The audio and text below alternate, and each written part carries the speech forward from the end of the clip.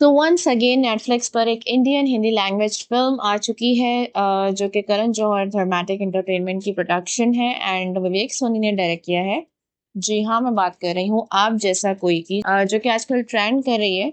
And this is a drama film relationship equality को represent करती है, लेकिन इसके अलावा काफ़ी सारे मैसेजेस हैं इसमें, जो मेरे ख्याल में इसका नाम होना चाहिए था जितने हम उतने आप था, क्योंकि ये रिलेशनशिप इक्वालिटी या रिलेशनशिप बैलेंस को फोकस करती है मूवी। तो ये जब उसके लिए ज्यादा सूटेबल रहता। आप जैसा कोई is not featuring someone's personality, एक ऐप को रेफर कर रही है कि जिसके ऊपर चीजें स्टार्ट हुई और जो डिसबैलेंस हुई। वंस अगेन हिंदी फिल्म जिसको लेके मेरे मिक्स्ड रिव्यूज हैं। एंड वंस अगेन जो मैं कॉन्स्टेंटली रिव्यूज में बना रही हूँ, जैसे कि मैंने सितारे जमी पर की बात करी थी एंड माँ मूवी के लिए बात करी थी, या सरदार जी 3 हो गई, तो ऐसी जितनी भी मूवीज हैं उन सब पे मेरी एक ही शिकायत है कि मूवी को स्टार्ट किया जाता है, अपलिफ्टिंग होती है और इंटरेस्टिंग होती है, हमें जो है वो जोड़ के रखती है अपने साथ, लेकिन अचानक से किधर जो है वो स्टोरी खो सी जाती है और कहाँ पे डाउनफॉल हो जाता है, कैरेक्टर्स की इंसल्ट हो जाती है, ये बिल्कुल भी पता नहीं चलता और आप आहिस्ता आहिस्ता बोरिंग फील करने लगते हो। आप जो आपकी अटैचमेंट हो जाती है वो लूज होने लगती है।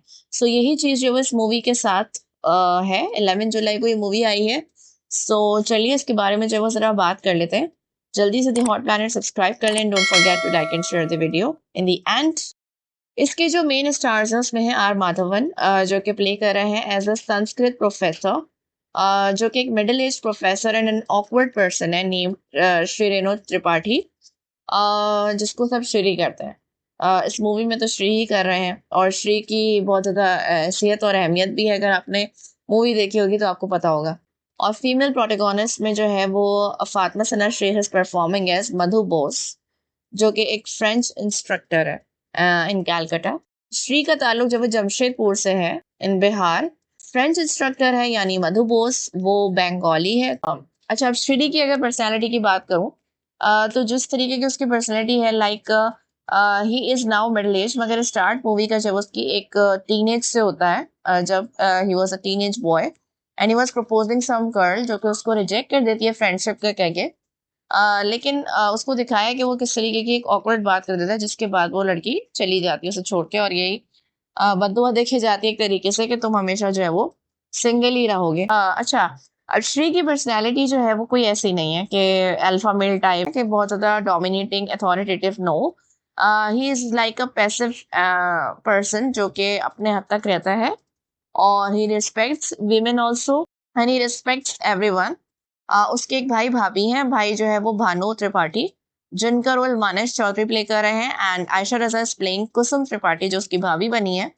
तो इनकी भी जो है वो कुछ स्टोरी है, कुछ मेन स्टोरी है जो जो उनकी लाइफ को इन्फ्लुएंस करेगी अल्टीमेटली। कि 42 इयर्स का हो चुका है Shri and he is still single. तो जिसका दोस्त है दीपक, वो उसको एक ऐप के बारे में बताता है, आप जैसा कोई, just like a dating app, जिसपे आपकी शक्ल नजर नहीं आएगी एंड आप जस्ट कॉल करोगे तो आपकी जो है वो बात हो जाएगी जिससे भी।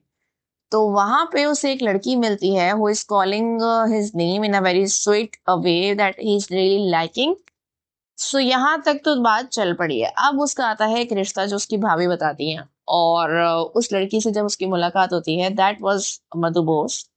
और उसको देख के हो जाता है mesmerize because she was younger than him.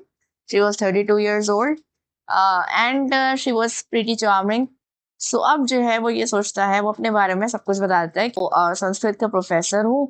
वो बताती है जबकि मैं फ्रेंच इंस्ट्रक्टर हूँ, तो वो और उसके उसमें आ जाता है असर में, और वो कहता है कि मैं तो सीधा साधा इंसान हूँ, मतलब मेरी तो ज्यादा कमाई भी नहीं है, तो मैं तो मतलब इस तरीके से वो अपने बारे में ऑनेस्टी से क्लियर कर देता है। अच्छा, अब यही चीजें जो टीजर्स में देखने को मिल रही थी, तो मुझे कुछ ऐसा लगा था कि मूवी रिप्रेजेंट करती है जिस तरह जो फातिमा सना का कैरेक्टर है, जो जिस तरह वो सपोर्टिव बनी है उसमें। तो मुझे ऐसा फील हुआ था कि जो अल्फा मेल एनर्जी को नेगेट करती हैं जो girls, and they don't fall for the toxic man, मैं कुछ इस तरीके की स्टोरी समझी थी that she is a kind of person जो कि पैसिव एनर्जी वाले लोग होते हैं, जिनको दुनिया ऑकवर्ड कहती है, but from the inside they are kind hearted towards everyone. और डोमिनेटिंग नहीं होते, तो इस वजह से जो है वो नार्सिसिस्ट भी नहीं होते। लेकिन क्या है कि दुनिया उनको जो है वो बहुत ज़्यादा ऐसा कंसिडर करती है कि जैसे he is not like a man. तो मैन का जो कॉन्सेप्ट है वो बड़ा ही अलग है हमारी सोसाइटी में। फिर उसको जब कोई लड़की मिलेगी तो या तो कोई वो ऐसी ही होगी, कोई मतलब जिसके ज़्यादा कोई लुक्स नहीं होंगे, या कोई ना कोई जो वो ही उसको मिल सकती है, या फिर जो वो फोर्स अरेंज मैरिज हो जाएगी। लेकिन इसमें जो है वो ये था कि the girl was really interested in him just because of his kindness and honesty. So that what attracted me first of all, जब मैंने इसके टीजर्स देखे, और मुझे लगा कि वो लड़की उसको जब वो सपोर्ट करेगी और एहसास दिलाएगी कि ऐसे लोगों के साथ जिंदगी जो है वो कैसी गुजर सकती है। But here is the twist, story में इन्होंने ये नहीं चाहा उस तरीके के जो लोग होते हैं, वो दिल के कितने अच्छे होते हैं और उनको भी अच्छी लड़की मिल सकती है। सो ये जो है वो इन्होंने स्टोरी का मकसद नहीं था। अच्छा, बाकी जो टीजर्स आए थे थोड़ा सा मैं उनकी वजह से भी शक में तो थी। When Madhu Bose was saying to Shri कि तुम मेरे लिए जो है वो क्या परमिशन मुझे दोगे और क्या मुझे अलाउड है और नहीं तुम क्यों बताओगे, मेरी लिमिट्स तुम क्यों डिसाइड कर रहे हो। तो वहां से मुझे जो है वो हुआ था कि अच्छा, टेंशन यानी है माहौल में। लेकिन मूवी फिर भी जो है वो मैंने जिस तरीके से देखी, so it started on a very sweet note. और फिर आप जैसा कोई ऐप के बारे में श्री जो है वो बिल्कुल भूल जाता है। And the girl was interested in him, वो उसे ब्रेथ टेकिंग कहती है इन फ्रेंच, और वो जो है संस्कृत में उसे मैजिकल बोलता है। इस तरीके से उनकी जो केमिस्ट्री है वो बिल्डअप होनी शुरू होती है। The girl was totally following for him, और वो उसको बहुत ज़्यादा खूबसूरत तरीके से एहसास दिलाती है कि तुम जो अपने आप को बहुत अंडर एस्टिमेट करते हो and you are really nice in so many ways. So वो उसके जो ना सिर्फ उसकी दिल की अच्छाई बल्कि उसके उन फिजिकल फीचर्स के बारे में भी उसे बताती है, लाइक लाइक हिज स्माइल। जब वो इनसिक्योर अपने आप को लेके रहता है कि उसे कोई पसंद नहीं करेगा and nobody will accept him, तो यहाँ से जो है वो उनकी एक केमिस्ट्री क्या है कि बिल्डअप होती है। एंड बात जब उनकी एंगेजमेंट में पहुंचती है, सो जब मधु बोस उसके कान में हल्के से बोलती है, can I call you Shri, और फिर जिस तरीके की टोन में वो उससे श्री कहना शुरू करती है, he suddenly remembered the day on आप जैसा कोई ऐप जहाँ पे वो लड़की इसी तरीके की टोन में जो वो बात कर रही थी। सो अब उसे एहसास होता है कि ये तो वही लड़की है, यानी आप जैसा कोई ऐप पे जो है वो कौन मौजूद थी, मधु बोस। अब यहाँ से श्री की जो पर्सनैलिटी है वो बिल्कुल ऑपोजिट होने शुरू हो जाती है। यहाँ से हमें पता चलता है व्हाट श्री एक्चुअली इज। यहाँ पे मैं कहानी को स्टॉप करूंगी और थोड़ा सा उसके भाई के बारे में बताऊंगी, दैट उसका भाई जब उसके ऑपोजिट बिल्कुल भी काइंड नहीं है and he is really strict man, बहुत ही इगोइस्टिक है। अपनी वाइफ को जो है वो जो बेचारी पहले ही खाने और चीज़ों में लगी रहती है, तो उसके जो है वो आइडियाज़ को, खानों को सबके सामने इंसल्ट करना, कभी एक्सेप्ट ना करना, तारीफ ना करना, ऑल दो he is benefiting from her in every aspect. और जब वो एक दूसरे के रिलेशन को स्पार्क करने की भी बात करती है एक नए तरीके से, तो उसमें भी वो उसको जो है वो बहुत ताने देता है कि तुम कोई काम शाम किया करो, तुम्हारा दिमाग इन बातों में लगा रहता है। He is really an ill mannered man. तो उसकी बीवी को दिखाया है कि दूसरे लोग आके उनके खाने की तारीफ करते हैं, उसे प्रोफेशनली स्टार्ट करने का बोलते हैं, लेकिन उसका हस्बैंड को कभी सपोर्ट नहीं करता और कोई मौका हाथ से नहीं जाने देता। उनकी एक बेटी होती है निशा, शी इज सो एम्बिशियस, और वो जो है वो काफी आगे बढ़ने की जब बात करती है तो उसका बाप उसे भी कहता है कि वो सब तो ठीक है, लेकिन तुम घर का खाना और रसोई संभालना ये सब कब सीखोगी, और इस तरह की ड्रामास देखा करो ताकि तुम्हें पता चले, और घर तो ही संभालना है आगे चल के तुम्हें। यही जो है वो दोनों भाइयों का एस्पेक्ट इन्होंने शो किया है।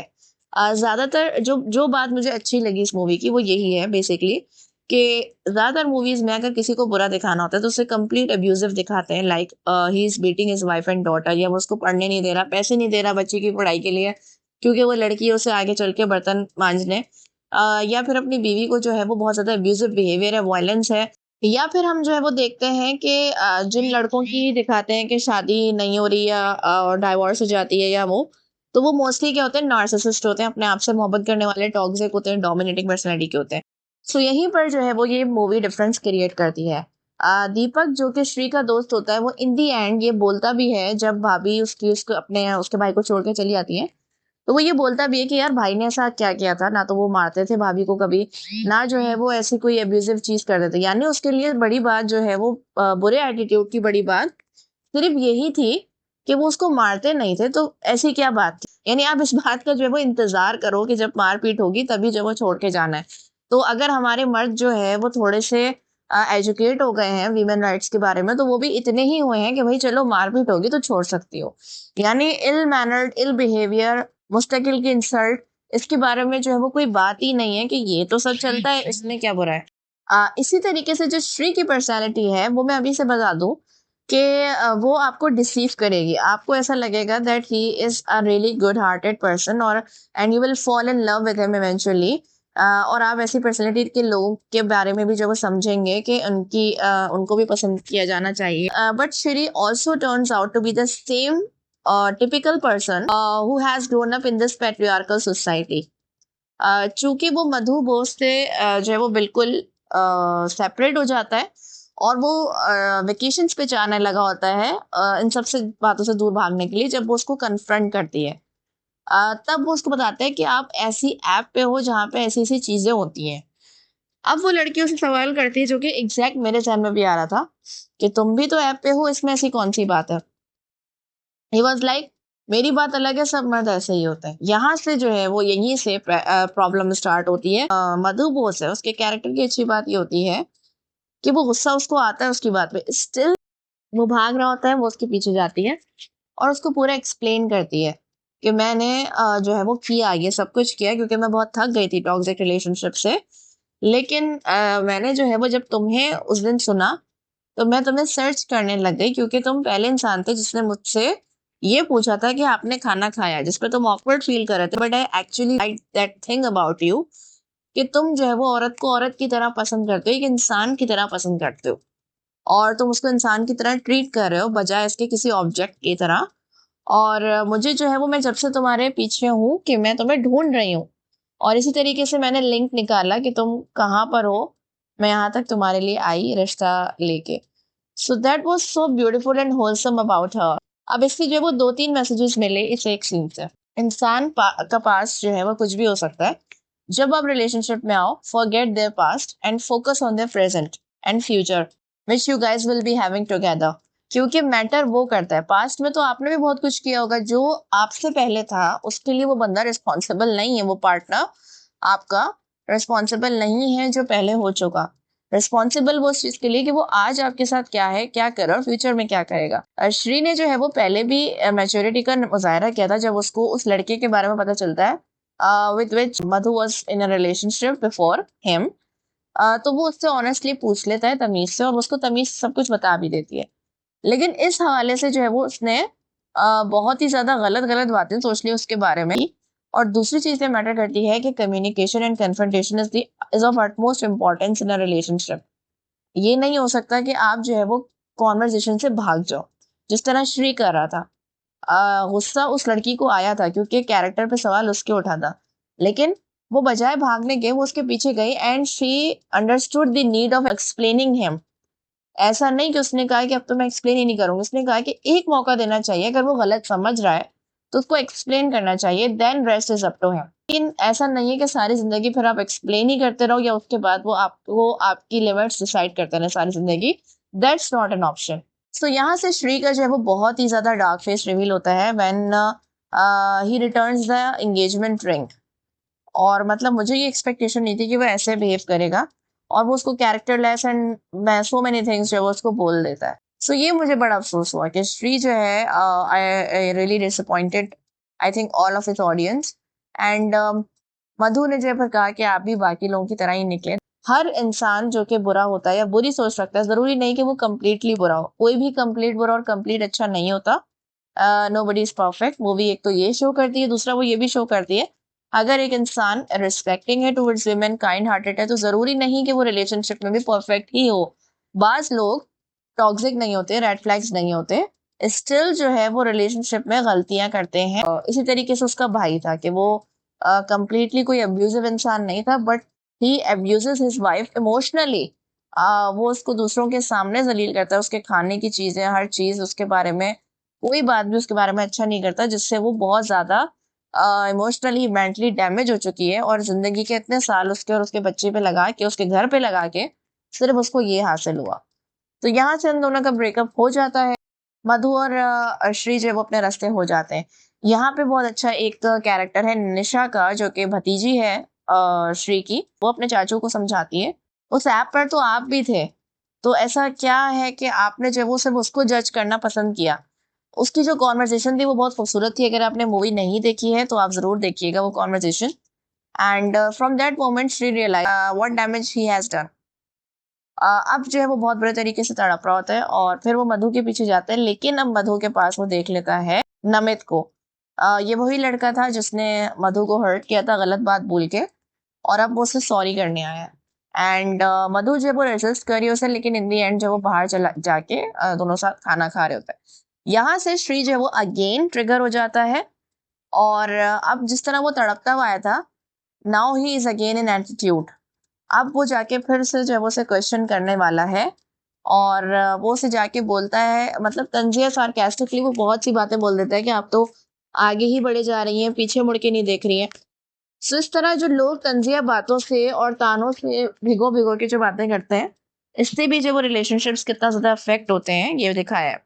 फिर वो उससे अकेले में बात करने की रिक्वेस्ट करता है। जब उससे बात करता है तो फिर वो सब भूल जाता है कि वो अभी उस लड़की के लिए कितना ज्यादा तड़प रहा था, कितना बेचैन हो रहा था, कितना उसे अफसोस था कि उसने गलत किया है।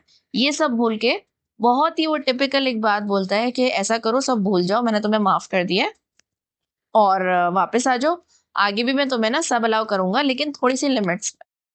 So that also surprise me as and Madhu just got stun from the sentence. वो she was seriously expecting some kind of apology, मगर वो कहता है कि मैंने तुम्हें माफ कर दिया। तो वो कहती है कि अच्छा तुम मुझे माफ करोगे और तुम मुझे मेरी लिमिट्स डिसाइड करके बताओगे। वो फिर ना बहुत खूबसूरत बात करती है उससे। And every girl should listen to that conversation. वो कहती है कि प्यार जो है ना वो इक्वल बेसिस पर होता है। जो मैं एग्जैक्ट वर्डिंग नहीं बता रही हूँ, जो उससे मैंने अंडरस्टैंड किया है कि प्यार जो है वो इक्वल बेसिस पर होता है। प्यार में जो है वो ये नहीं होता कि एक ज्यादा है और एक कम है, कोई बड़ा है कोई छोटा है, और जितना आप हो उतना ही मैं हूँ। दोनों की जो है वो बराबरी, इंडिपेंडेंस और डिजायर्स, हर चीज जो है वो दोनों की इक्वल होनी चाहिए। सो आपसे ये नहीं हो पाएगा, इसलिए मैं छोड़ के जा रही हूँ। तो वो वहां से मूव ऑन कर जाती है। So that was another beautiful message conveyed by Madhu's character. तो मुझे मधु के कैरेक्टर की सबसे अच्छी बात ये लगी, क्लियरली मूवी जो है वो फेमिनिज्म पे फोकस कर रही है, और फिर से जो है वो एक बार फिर विमेन राइट्स के ऊपर एक मूवी बात कर रही है। लेकिन this is not toxic feminism that we don't need. ये ही फेमिनिज्म एक्चुअल है कि वो लड़की ना चिल्लाती है, she doesn't try about her rights, she doesn't yell on her x.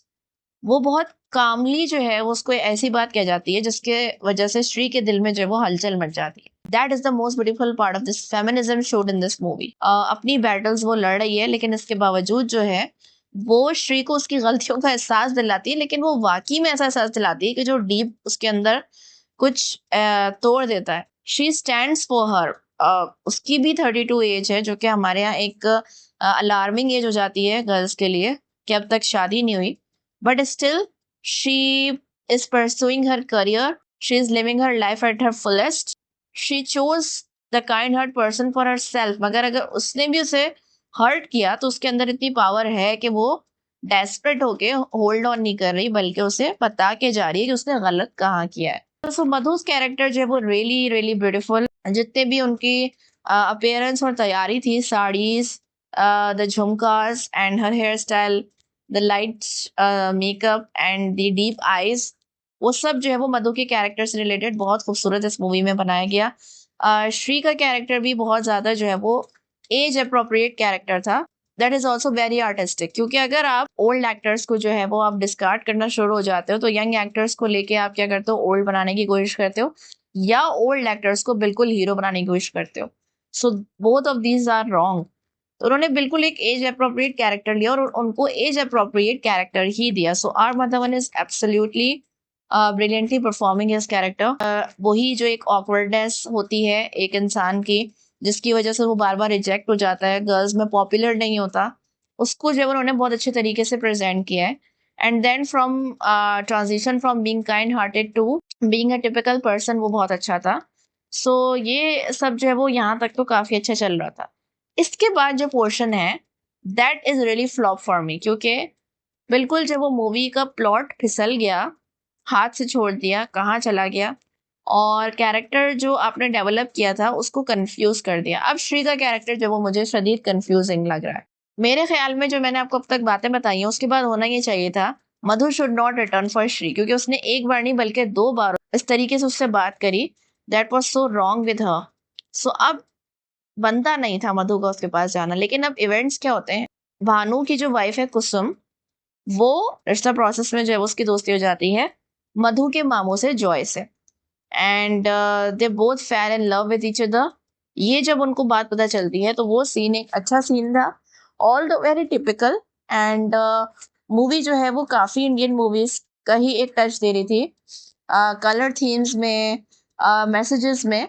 लेकिन वो एक अच्छी कॉन्वर्सेशन थी भानु और कुसुम के दरमियान है। अब वो एक्सप्रेस करती है, वो कहता है अच्छा प्यार से जो है वो मतलब इंसल्टिंग वर्ड्स कह देना, ये क्या बेइज्जती होती है। तो फिर वो उसे कहती है कि मैं तो आपको 10 लोगों के सामने ये नहीं कह सकती, how dare you call me like this. वो कहता है, उसको ल्योर करने की कोशिश करता है कि तुम मुझे छोड़ के चली आओगी। तो वो कहती है बिलीव मी, अगर आपको 3 टाइम की मेडिसिन और टिफिन में खाना मिलता रहे तो आपको मेरी कमी महसूस भी नहीं होगी। शी वॉज सो राइट, क्योंकि अगर ऐसे मर्द जब उनको छोड़ के जाने लगती है वाइफ्स, तो वो जिस तरह तड़पने की एक्टिंग करते हैं वो सिर्फ इसलिए होता है क्योंकि उनको ये फिक्र होती है उनका खाना पानी अब कौन करेगा, because they are so dependent on them. But वो मानना नहीं चाहते कि कहीं इनको ये पता ना चल जाए कि इनके घर में क्या वैल्यू है। They always want to admire themselves कि हम कमा के लाते हैं, हम बहुत बड़ी चीज़ हैं, हम फैसले करेंगे घर के। लेकिन वो उनको ये एडमायरेशन नहीं देना चाहते, इस वजह से जब उनकी जान निकल जाती है। और स्टिल भानु का जो कैरेक्टर है वो फिर भी यही बोलता है कि मैं तुम्हें माफ कर दूंगा, सब कुछ भूल जाऊंगा, तो तुम सोच लो। तो उस पे जो है वो फिर दिखाते हैं कि स्टैंड लेता है श्री, और वो बोलता है कि अच्छा भाभी क्यों माफी मांगेंगी, आप गलत करते रहे, वो सब ठीक है। तो ये मुझे जो वो थोड़ा सा समझ नहीं आया। चलो श्री जो है वो था शुरू से इस तरह का नहीं था अपने भाई की तरह, तो अपने रिलेशनशिप में तो जो उसने किया सो किया, लेकिन अब उसका ये स्टैंड लेना अब क्या है, अब ये श्री की कॉम्पनसेशन स्टार्ट कर दी इन्होंने, क्योंकि उनको श्री को मधु से मिलवाना है, तो उन्होंने कॉम्पनसेशन शुरू कर दी। यहाँ से मूवी मेरे लिए फेल होना स्टार्ट हो गई, बिकॉज पर्सन की नेचर बदलती नहीं है। और श्री जो है वो 2 बार उस लड़की से ये बात कर चुका है। एक बार वो उसको खो चुका था, अगर वो सही इंसान होता या उससे गलती हुई होती तो दूसरी बार वो कभी भी उसको खोने का नहीं सोचता। Still he chose the wrong words with all his heart, अपने पूरे होशो हवास में। उस वक्त तो वो गुस्से में भी नहीं था। सो ये जो है वो बड़ी ही अजीब सी बात है कि उसकी नेचर थी, स्टिल जो है वो आप उसको कॉम्पनसेट करवाने की कोशिश कर रहे हैं। फिर दिखाते हैं कि मधु की जो दादी है, आई थिंक सो वो दादी है, जिनकी तबीयत खराब हो जाती है, जिनसे वो बहुत अटैच होती है, तो उनको पूजा का बहुत इंतजार था। तो अब ये श्री मशवरा देता है कि पूजा भी कर लेते हैं। यहाँ से जब उनके हालात बेहतर होना शुरू होते हैं, और आखिरी सीन जो होता है जब बारिश में दोनों भीगे हुए होते हैं और वो कहता है कि तो मुझे माफ कर दो, और फिर वो नमित के बारे में पूछता है, तो वो फिर यही कहती है कि अच्छा लंच क्या कर लिया तो तुम समझे कि हमारे दरमियान कुछ चल रहा है। सो यहाँ से उन्होंने ऐसा लग रहा है कि मूवी हमें क्लियर कर रही है बताने के लिए कि हाँ भाई उन दोनों का कुछ नहीं है। तो फिर नमित को डालेंगी ना, बीच में जरूरत ही नहीं थी, आपने क्यों उसको वापस लाया, अपोलॉजी करवाई, खामखा कंफ्यूज किया ऑडियंस को। अब जो है वो श्री स्टेप ले रहा है अपनी तरफ से, और वो बनने की कोशिश कर रहा है अब जो मधु हुआ करती थी। नाउ मधु ने उससे एक सवाल किया था कि तुम इतने खामोश हो, खुश हो, उदास हो, तो वो कहता है कि अकेला इंसान जो है ना वो खुश हो या उदास हो एक जैसा ही लगता है। अब ये हाल जो है वो उसने मधु का कर दिया था। सो एक मैसेज हमें ये भी मिलता है, जो विमेन है जब वो किसी के प्यार में होती है तो उस इंसान का प्यार जो है वो उनकी नेचर को डिफाइन करता है। अगर आपने उसको ऐसा रखा है तो वो उसके चेहरे से खुशी बोलेगी, एक उदास लड़की भी जब वो हंसती बोलती भी हो जाएगी। और अगर आपने इतनी ज्यादा उसको टॉक्सिसिटी दी है तो एक हंसती खेलती लड़की भी जो है वो ऐसी बन जाएगी जो आपने कभी नहीं सोचा था। तो यही जुमला वो मधु बोलती है कि एक अकेला इंसान उदास हो या खुश हो एक जैसा ही लगता है। So now Shri is doing those things Madhu used to do for him, और अब वो उसको मनाने की कोशिश कर रहा है। दे डांस्ड एंड एवरीबॉडी लाफ्ड, और यहाँ पे जो एंड हो गया। सो आप मुझे जरूर बताएं, कमेंट योर थॉट्स बिलो, कि आपको ये एंड समझ में आया। How Madhu can reunite with Shri. इतनी स्ट्रॉन्ग अपने राइट्स को पहचानने वाली काम फेमिनिस्ट लड़की जो है वो कैसे उस इंसान के लिए दोबारा फॉल कर सकती है जिसके बारे में उसे पता है कि उसकी नेचर है ये करना। अभी वो ये सब कर रहा है, अल्टीमेटली वो फिर करेगा। और अच्छा, उसकी जो अच्छाइयाँ हैं कि वो पूजा अरेंज करवा रहा है, वो अच्छा इंसान बन रहा है, तो अच्छा इंसान तो वो शुरू से था। इसके ऊपर ये तो नहीं डिसाइड हो सकता कि उसके साथ ज़िंदगी गुज़ारी जा सकती है। श्री जो है वो वही इंसान है जो लोग अच्छे होते हैं, बट इट डज़न्ट मीन कि उनके साथ आप अपनी लाइफ़ स्पेंड कर सकते हैं। सो मधु ने कैसे ये डिसीज़न लिया, मेरे ख़्याल में एंड ये होना चाहिए था। थोड़ा-सा ट्रेजिक हो जाता, लेकिन होना यही चाहिए था कि श्री को कोई और मिल जाती, लेकिन मधु उसके लिए नहीं थी, क्योंकि उसने जो उसके साथ जो बातें की थी, इन चीज़ों की बुनियाद पे जब ट्रस्ट ही नहीं है रिलेशनशिप में, तो आप ज़िंदगी शुरू नहीं कर सकते। So in the end they showed Madhu as a desperate girl, जिसको कोई नहीं मिला तो उसने सोचा कि चलो जितने सारे खराब लोग ही हैं दुनिया में, तो श्री ही सही। सो मेरे ख्याल से जो है वो ये एंडिंग ऑडियंस के लिए तो ब्यूटीफुल और चार्मिंग हो सकती है, लेकिन अगर क्रिटिक के पॉइंट ऑफ व्यू से ये ऐसी एंडिंग नहीं थी जो होनी चाहिए थी। एंड अदरवाइज जो है वो इसकी एक खूबसूरत सी कहानी थी। वो जो एक जुमला होता है ना कि ये लोग जो बोलते हैं दोनों, nerdy boy and cute girl, एक अच्छी रोम कॉम बन सकती है। सो उस तरह जो है वो एक अच्छी मूवी थी। इनका कपल डायनामिक बहुत अच्छा था जो उनका इन दोनों ने मिलके क्रिएट किया, आर माधवन एंड फातिमा सना ने मिलके एक बहुत ही ज़्यादा एक डायनामिक रिलेशन क्रिएट किया, जिसको देख के हमें बहुत अच्छा लगा। Rest is up to the audience. आप लोग क्या कहते हैं? ज़रूर मुझसे अपनी थॉट्स शेयर करिएगा and stay tuned with the hot planet.